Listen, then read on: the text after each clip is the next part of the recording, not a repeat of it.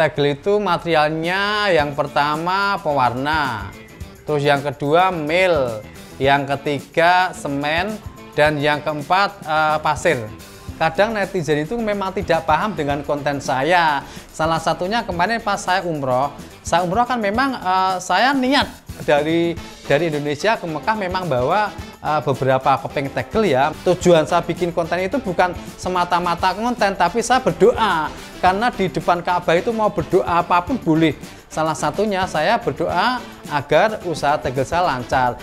Pak, ini kirim kemana Pak? Pak Sulis, HP saya man. Kenapa muat tuh nggak ngomong aku hampir selesai kok, baru saya tahu. Ya Pak. Kerja itu nyantai aja, yang penting cuan. Ya. Nih tak kasih duit dulu. Coba kalau hampir sudah selesai nggak ada aku, kenapa nggak dapat duit toh? Ya. Kerja itu nyantai aja, yang penting Makasih, cuan. Pak. Nih 50, ini 50. Ya, nama saya Winarno, saya perajin tegel dari Magelang. Tegel itu merupakan khasanah budaya kita, yaitu merupakan kekayaan bangsa kita, yaitu seni tegel. Saya terjun ke dunia tegel itu untuk menguri-uri atau mempertahankan. Kenapa di era modern saya tetap eksis di tegel yang identik dengan klasik? Karena apa? Karena yang unik dan yang berbau kuno itu sekarang banyak yang nyari, Mas. Ya, cara pembuatan tegel yang pertama kita bikin pewarna ya. Pewarna itu berasal dari semen warna, powder.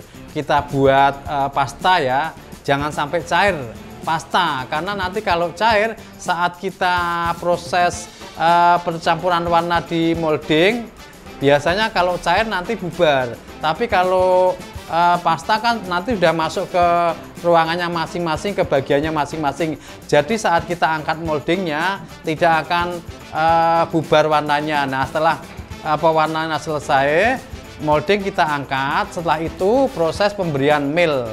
Mil itu semacam kalsium ya. Terus setelah mil nanti pemberian pelapis berikutnya semen. Nah, pelapis yang terakhir itu campuran pasir dan semen. Itu, Mas. Nah, proses tadi kan cuma untuk nyetak, kita press ke mesin press ya, itu tujuannya untuk nyetak tegelnya. Nah, setelah cetakan jadi, kita lepas dari mesin press, kita biarkan selama 2 hari biar kering. Karena tadi pasir, semen, pewarna, mil itu tadi kan kering semua, tidak mengandung air ya. Maka terbentuk cetakan itu karena kekuatan dari mesin presnya. Itu kan meskipun sudah terbentuk cetakan itu masih lunak. Kalau kita pegang masih hancur. Makanya dibiarkan selama 2 hari biar mengeras. Setelah mengeras, proses selanjutnya kita rendam. Nah, kenapa harus kita rendam? Karena tadi bahan-bahannya kan kering semua. Setelah terbentuk cetakan kita rendam. Karena semen sama air kan lebih tambah kuat lagi. Kita rendam selama 3-4 hari ya. Setelah itu kita angkat dari rendaman, terus kita lakukan quality control. Yang warna-warna yang masih berobor atau yang belum rapi kita rapikan. Jadi saat kita mengangkat rendaman dari kolam itu sekaligus kita quality control. Ya, ini perlu saya sampaikan kepada khalayak umum ya, bahwa orang pahamnya taunya tegel itu hanya untuk lantai. Padahal tegel itu bisa diaplikasikan di dinding juga, lebih artistik dan lebih nyeni gitu loh. Kalau motif banyak ya, karena sebenarnya tegel motif itu hanya mengadopsi dari seni batik. Batik kan sudah banyak macamnya ya, ada batik parang, ada batik sidomukti, terus ada jemparing, terus ada berbagai motif-motif batik yang lain.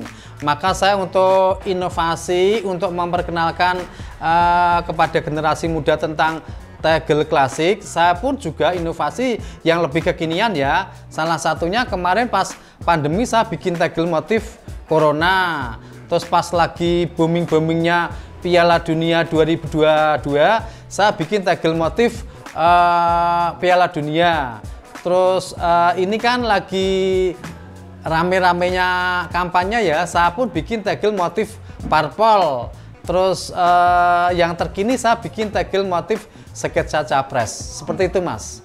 Ya kalau sketsa capresnya salah satunya ini ada sketsanya wajah Bapak Anies Baswedan. Ini masih cetakan tegel ya, masih banyak debu, dan ini setelah terpasang di dinding biasanya dipoles terus akhirnya terjadi lebih menarik kan, lebih kinclong.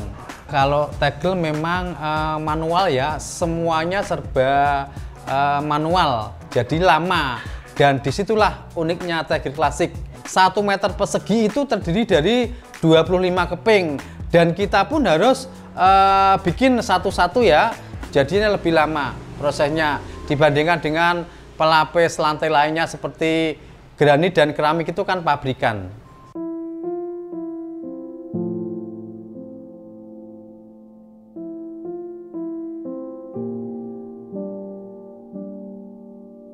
Saya pemasaran tegel itu melalui media sosial ya, salah satunya lewat Instagram dan TikTok. Kadang netizen itu memang tidak paham dengan konten saya. Biasanya dia nyinyir, terus julid, terus ini.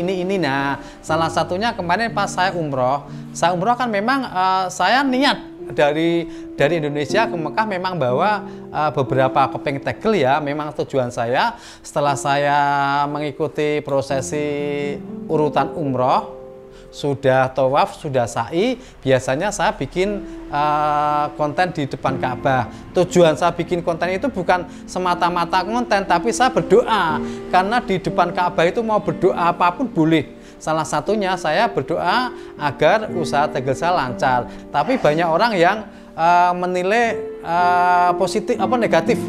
Ada yang nyinyir, ada yang julid. Itu kenapa ya? Ibadah kok malah jualan? Saya bukan jualan ya, karena saya bawa tegel itu tujuannya saya doakan di depan Ka'bah. Karena apa? Berdoa di Ka'bah itu kan luar biasa mustajab ya. Nah, ternyata yang di satu sisi para netizen itu julid, nyinyir, tapi di balik itu semua, apa yang saya lakukan di depan Ka'bah, motif yang saya bikin konten itu, setelahnya itu luar biasa banyak permintaan motif itu Mas.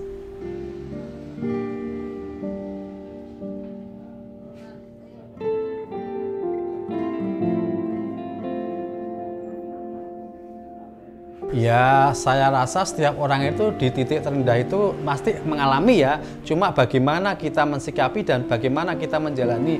Saya untuk bisa menuju ke posisi sekarang itu tidak gampang ya. Pertama saya bisnis jualan sayuran. Jadi saya pagi-pagi jualan sayur pakai kerombong. Nah, nanti setelah jam 8 pagi saya kerja, karena saya juga dulu kerja ikut orang, tapi saat aku kerja ikut orang saya juga udah merintis bisnis sayuran, terus aku bisnis jasa pengecetan, terus aku bisnis jasa interior.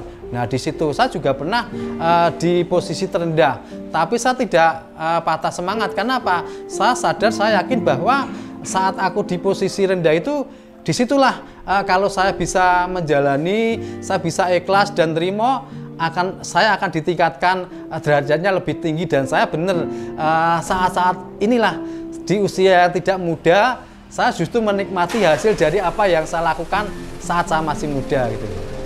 Terus yang jelas kita harus mensyukuri apa yang telah kita dapatkan dengan berbagi. Maka saya sering kan berbagi, saya berbagi dimanapun, terus saya video, ya itu juga kadang tidak lepas dinyinyirin orang juga ya. Kenapa itu berbagi kok harus di video ya?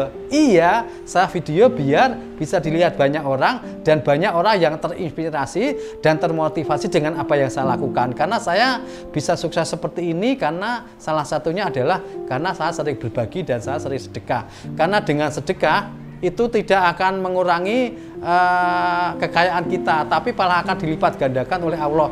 Dan ini yang sudah saya alami ya.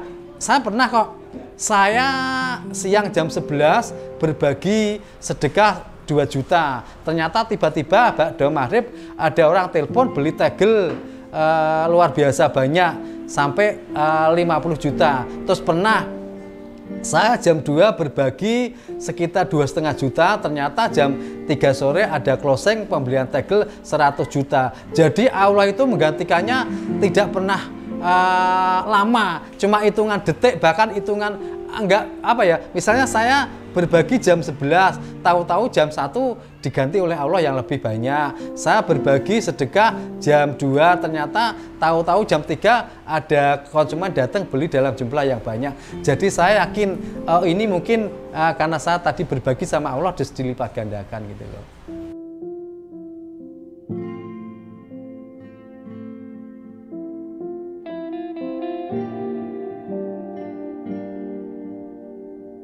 Ya, kalau sekarang saya memproduksi berbagai tegel motif dan tegel polos, ada tegel difabel juga ya. Nah, bagi teman-teman atau siapapun yang pengen bangun rumah dengan konsep klasikan, misalnya joglo, limasan, atau kafe-kafe yang bernuansa vintage, bisa hubungi saya ya ke 085 60 23 39 782 atau bisa kepoin ke Instagram saya win_art_solution atau akun TikTok saya Winarno spasi win atau win_art solution. Itu sudah muncul nanti. Di situ banyak konten-konten saya yang mengedukasi, unik dan lucu gitu.